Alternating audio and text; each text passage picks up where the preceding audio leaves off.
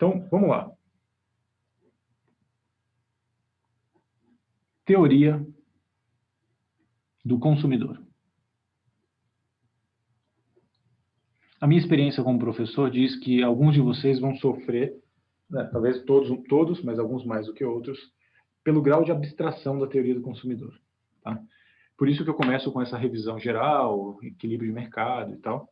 Porque a teoria do consumidor, ela é construída com bases muito básicas do consumidor. A gente vai começar a falar uma série de coisas que podem soar um pouco abstratas para vocês, e não só um pouco abstratas, eu diria que até mesmo desconexas do campo econômico. Né? Então, eu peço para vocês paciência, porque a gente vai estar olhando para cada um dos pequenos tijolos de Lego que vão construir aquele castelo que eu prometi para vocês. Tá? Então, a primeira coisa que a gente vai falar é um pouco sobre preferências. Né? Preferências do consumidor. Então, nesse momento, eu não estou falando de preços nem de produtos específicos. Eu queria dizer que o que é preferência em microeconomia? As preferências são aquelas que ordenam os graus de satisfação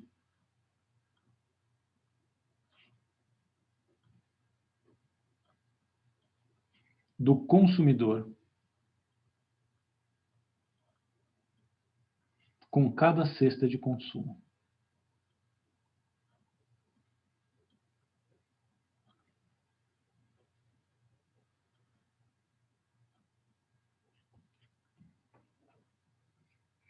Agora, o que é uma cesta de consumo? Uma cesta de consumo, ela é um conjunto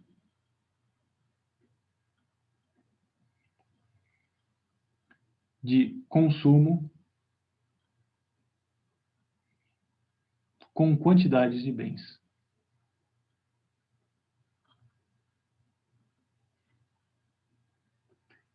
Então, pessoal, dependendo de como eu estou montando a minha economia, essas quantidades de bens, elas são, digamos assim, eu posso representar, né, no caso da economia como um todo, N bens num vetor, né, no técnico para isso é vetor mesmo, mas assim, é mais ou menos como abre parênteses e vem elemento 1, elemento 2, elemento 3, e cada elemento desses são quantidades de bens.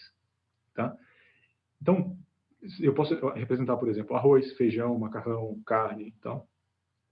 Ou eu posso, dependendo de como eu estou analisando as coisas, eu posso agregar mais esses bens e colocar, por exemplo, categorias de bens. Né? Gastos, por exemplo, em alimentação, em transporte, em serviços como um todo. Ou, às vezes, eu posso olhar um único bem versus todos os demais bens. Eu posso ver, por exemplo, consumo de combustível versus o resto do gasto, consumo e moradia versus o resto dos gastos.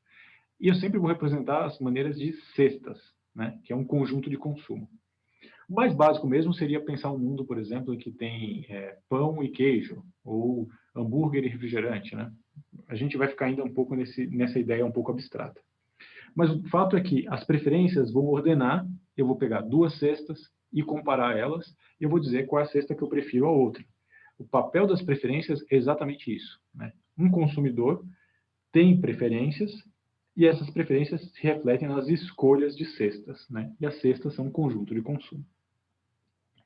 Então, duas cestas, A e B,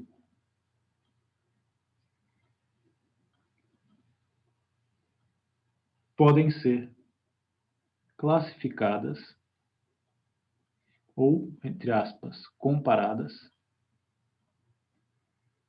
da seguinte maneira. Uma primeira relação é dizer A é preferida a B.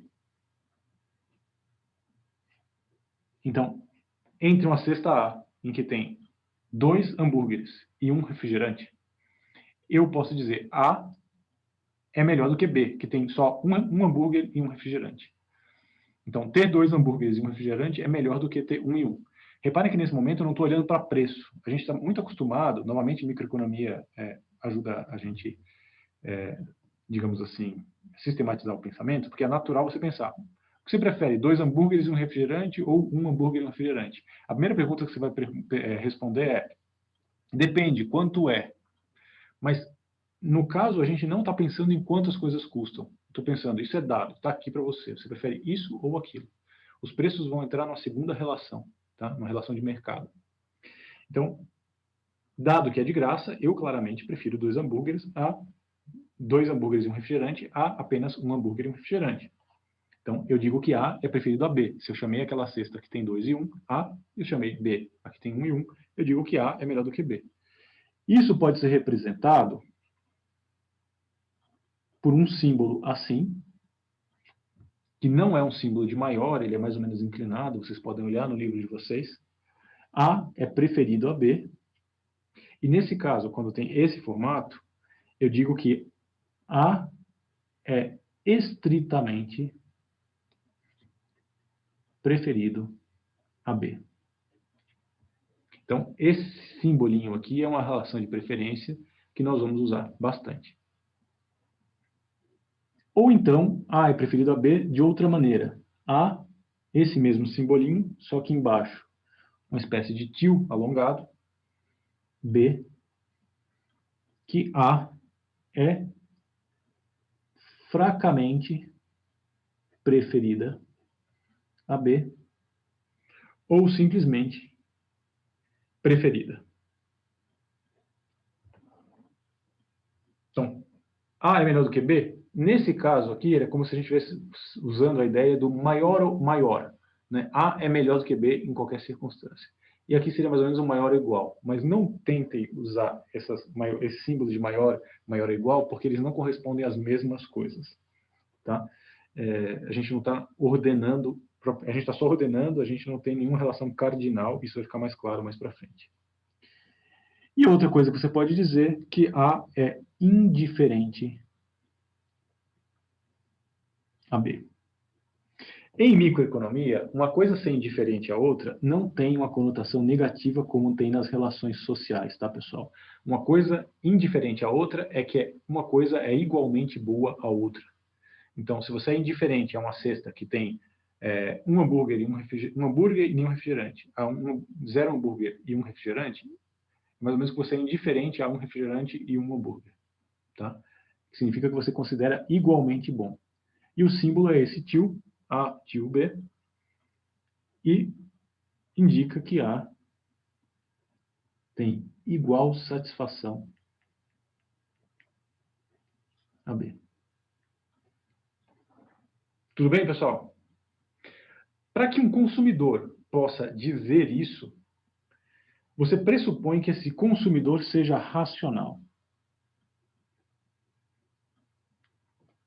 Um pressuposto básico é que pressupõe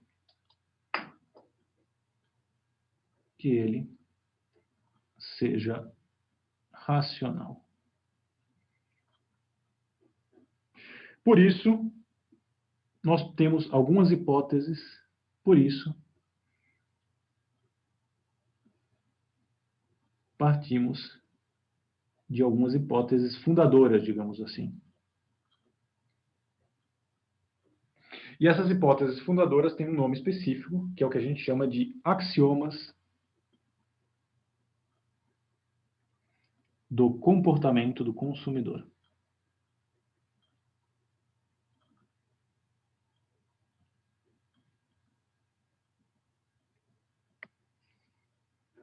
Axiomas do comportamento do consumidor. O primeiro axioma do comportamento do consumidor, A1, que eu vou chamar axioma 1, ele diz que as preferências são completas. Preferências completas. E o que eu quero dizer? Sempre é possível comparar cestas.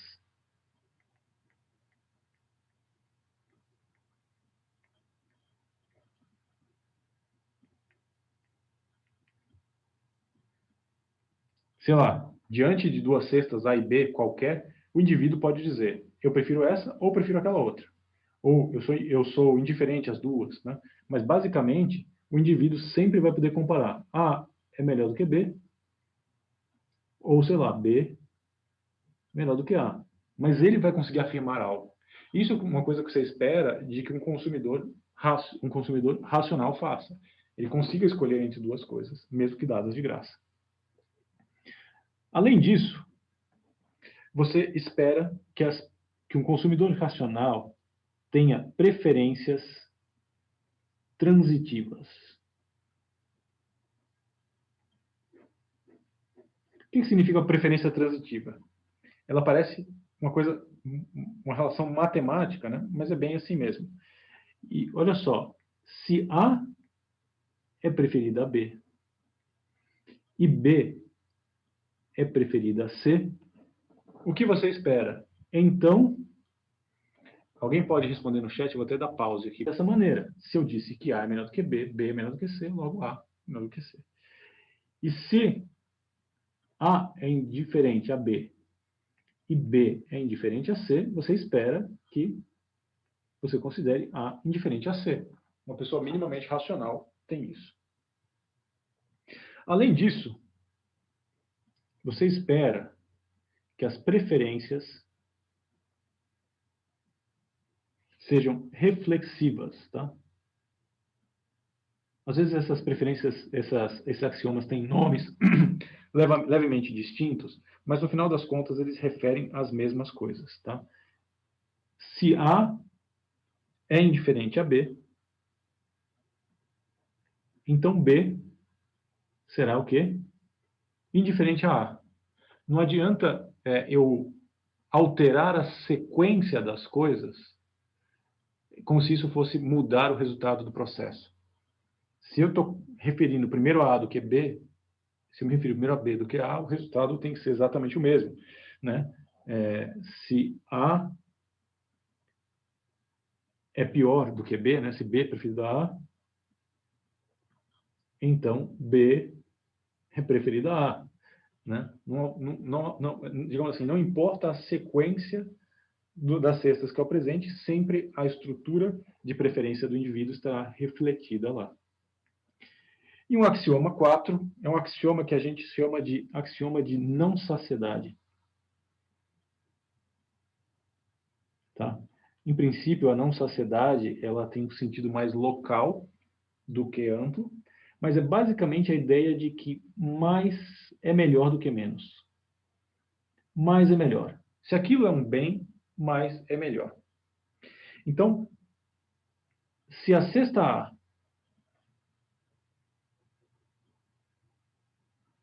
possui todos os bens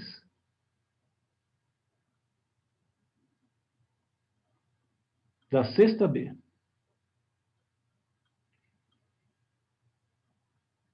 e mais um pouco, possui todos os e mais um pouco,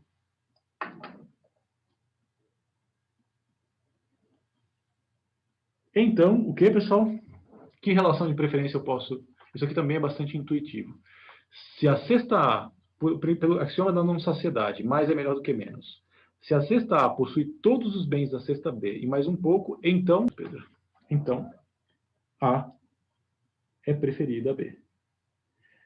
E, inclusive, pessoal, essa ideia, né, de que você tem todos e mais um pouco, está muito relacionado a um princípio, né, que vocês vão ver nos próprios livros também, que a gente vai falar mais vezes, que é a monotonicidade. Tá? E uma maneira da gente visualizar isso graficamente é você pensar o seguinte: se eu tenho um eixo x2 por x1, em que eu tenho dois bens que formam uma cesta, digamos que eu estou no mundo, numa economia que eu estou analisando, só existem dois bens, hambúrgueres e refrigerantes. Digamos que eu tenho um ponto aqui qualquer, que representa exatamente a cesta B, que seria, por exemplo, 2 refrigerantes e 2 hambúrgueres.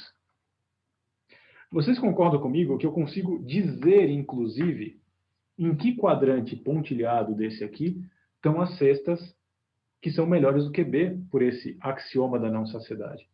São todas aquelas cestas que estão nessa região aqui, ó. porque significa que ele tem mais do que 2 hambúrgueres, mais do que 2 refrigerantes. Todo esse conjunto aqui é de uma região em que eu tenho cestas com exatamente B e mais alguma coisa. Então, basicamente, isso aqui é onde está, por exemplo, a cesta A, que é preferida a B. Né? Então, tudo aqui em vermelho são cestas melhores que B. Tudo bem, pessoal? Eu sei que é um pouco abstrato, mas é bastante intuitivo. Não sei se vocês perceberam. Pessoal, deixa eu mostrar para vocês como... Então, isso é que a gente chama de racional. Né? Quando você respeita um conjunto de pequenas coisas que garantem que você não é simplesmente uma pessoa aleatória, né? Um consumidor aleatório, mas um consumidor que tem preferências, que tem um mínimo de estabilidade, você não fica perplexo diante de escolhas, você consegue... você tem uma coerência interna nessas preferências, porque elas são transitivas, e elas são reflexivas, ou seja, não importa o modo como é apresentado, e você sempre acha mais melhor do que menos. Reparem os seguintes exemplos de coisas que ferem, às vezes, um pouco desses comportamentos e como isso soaria estranho. Pessoal, eu falo, fulaninho, é de graça. Está aqui, disponível para você. Você quer 3 muffins e 2 cappuccinos, ou você quer 2 muffins e 2 cappuccinos? Está aqui de graça para você, é o seu café da manhã. Fala, não, dá aqui 3 muffins com 2 cappuccinos, óbvio. Né? Deixaria perplexo uma escolha diferente disso. Ah, professor, mas aqui eu não quero estragar e tal. A gente não está pensando nesses casos específicos, está pensando só em preferência, que a pessoa realmente está com fome, assim por diante. Depois, olha que outra coisa estranha, né? Transitividade. Você não precisa ser só pela quantidade de bens, pode ser a qualidade de bens. Então vamos pensar que essas cestas A, B e C da transitividade diz respeito a sabor de sorvete. E aí eu tenho sorvete de chocolate, morango e limão. Tudo bem? Eu digo que A, chocolate, é melhor do que morango. E depois eu digo que morango é melhor do que limão. E se eu pergunto para o indivíduo e falo, e você acha limão melhor do que... E entre limão e chocolate, o que você acha melhor? Óbvio que ele vai responder chocolate é melhor do que limão, porque ele falou que chocolate é melhor que morango, morango é melhor que limão, logo. Só que é claro que alguém poderia falar, não, limão é melhor que chocolate. Então alguma coisa na coerência interna do indivíduo não está batendo. Concordam comigo?